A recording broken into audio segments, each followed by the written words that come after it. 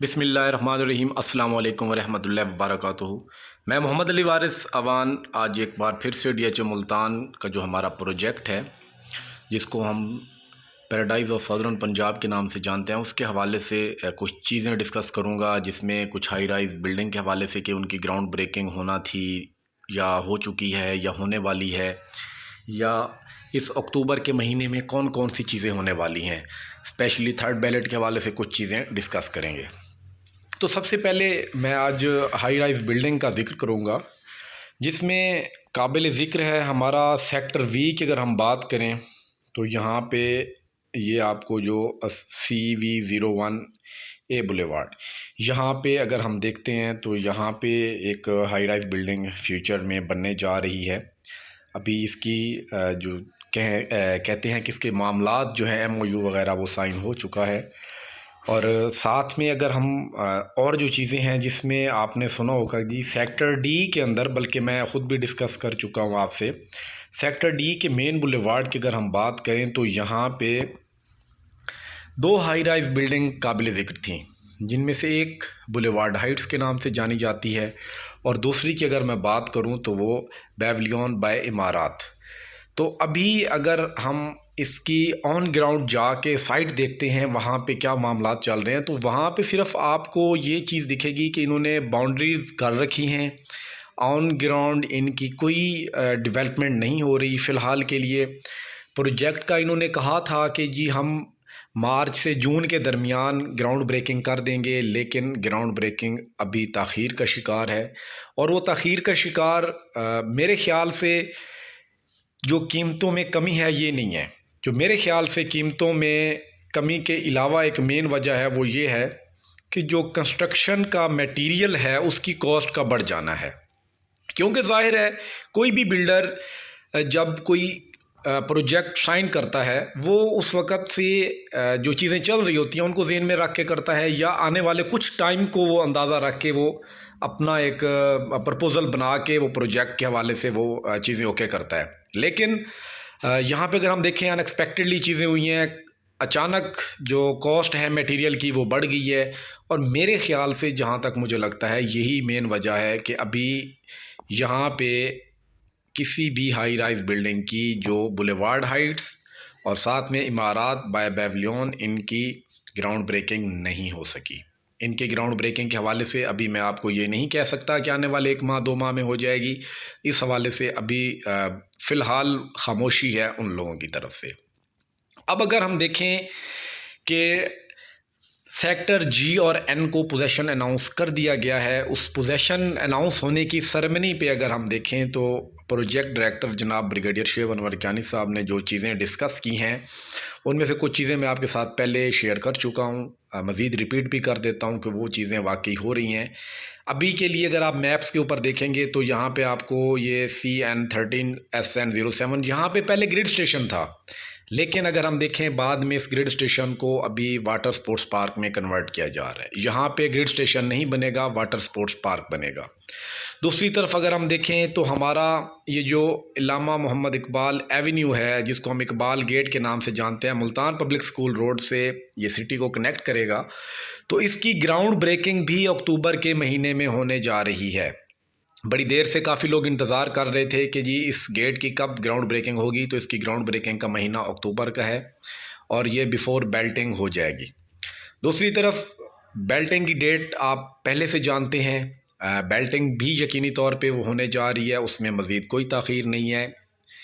और साथ में अगर हम देखें कुछ चीज़ें जो और हो रही हैं, रोमांजा के अंदर जो रोमांजा क्लब है, क्लब हाउस, उसकी भी अगर हम कहें तो उसकी भी सेरेमनी अनकरीब हो जाएगी और उनको जो हैंडल करेगा वो PC हैंडल करेगा।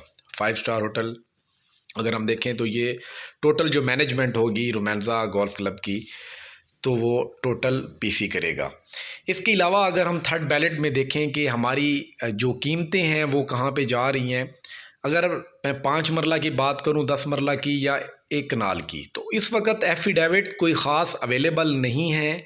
और अगर कोई एक आध रजिस्ट्री आती भी है तो मैं आपको कभी सजेस्ट नहीं करूँगा कि आप उस फाइल की तरफ जाएं, क्योंकि उसका एलोकेशन निकलते हुए आपकी जो डेडलाइन है डीएचए ने दे रखी है 30 सितंबर तक, वो आपकी डेडलाइन गुजर चुकी होगी। तो लिहाजा आप एलोकेशन की तरफ जाएंगे, और एलोकेशन जिन लोगों के पास पड़ी है वो अपनी मर्ज़ी के रेट पे बैठे हुए हैं, और वो रेट अगर मैं कहूँ तो थोड़ा बहुत फ्लैक्चुएट होता हुआ दिखा है। रेट कुछ हद तक थर्ड बैलेट की फाइल्स का स्टेबल होता हुआ दिखा है, रेट में कमी देखने को नहीं मिल रही। और साथ में प्रोजेक्ट डायरेक्टर शुएब अनवर साहब का ये भी वाज़े अल्फाज में कहना था कि sector F, sector Y, sector S O और सेक्टर ई में जो लोग एक कनाल का प्लॉट लेने के ख्वाहिशमंद हैं, उनको गोल्डन फाइल में अपनी जनरल फाइल को कन्वर्ट करना होगा। और वो कन्वर्ट करने का प्रोसीजर आप बेहतर जानते हैं कि आपने 5 लाख रुपए का एक वाउचर जो है वो डीएचए मुल्तान के नाम पे आपने वो पे करना होगा। पे करने के बाद आप अपनी फ़ाइल, अपना CNIC और उस वाउचर के साथ लैंड ब्रांच में जाएंगे। थोड़ा सा प्रोसीजर भी आपको मैं वाज़िया कर दूं। आप लैंड ब्रांच में जाएंगे, लैंड ब्रांच में जाकर आप ये चीज़ें लेके जाएंगे। वहाँ पे जो डीएचए मुल्तान की अथॉरिटी है लैंड ब्रांच में, वहाँ से आपको एक एक्नॉलेजमेंट लेटर भी मिल जाएगा, जिसमें आपको इस चीज़ की तसल्ली और यकीन दहानी कराई जाएगी कि आपकी फ़ाइल गोल्डन फाइल में कन्वर्ट हो चुकी है। तो लिहाजा जो लोग गोल्डन फाइल में कन्वर्ट करने के लिए इंतज़ार कर रहे हैं उनको जल्दी कर लेनी चाहिए, क्योंकि आगे बैलेट भी करीब आने वाला है, और उसमें आपकी फ़ाइल यकीनी तौर पे अगर आप गोल्डन में जाना चाह रहे हैं तो इन्हीं सेक्टर्स में आएगी। कैटेगरी भी हो सकती है, नॉर्मल प्लॉट भी हो सकता है। अगर आप जनरल फाइल में जाएंगे तो उसके लिए आपको शायद sector x, W1, W2, sector L में भी प्लॉट अलॉट हो सकते हैं। इसके अलावा अगर हम देखें जो तारीख़ दी गई थी थर्ड बैलेट की फ़ाइल्स की, अगर आप 30 सितंबर से पहले की फ़ाइल ले लेते हैं तो वो आपकी थर्ड बैलेट में काउंट होगी। इसके बाद आने वाली फ़ाइल फोर्थ बैलेट में जाएगी। दूसरी तरफ गोल्डन फाइल में कन्वर्ट करने के लिए जो तारीख़ बताई गई थी पहले 6 अक्टूबर थी, लेकिन अभी 4 दिन का इजाफ़ा कर दिया गया है, क्योंकि अंदर कुछ छुट्टियां भी आ गई हैं रबीउल अव्वल की वजह से, कुछ और भी ऑफ डेज़ हैं।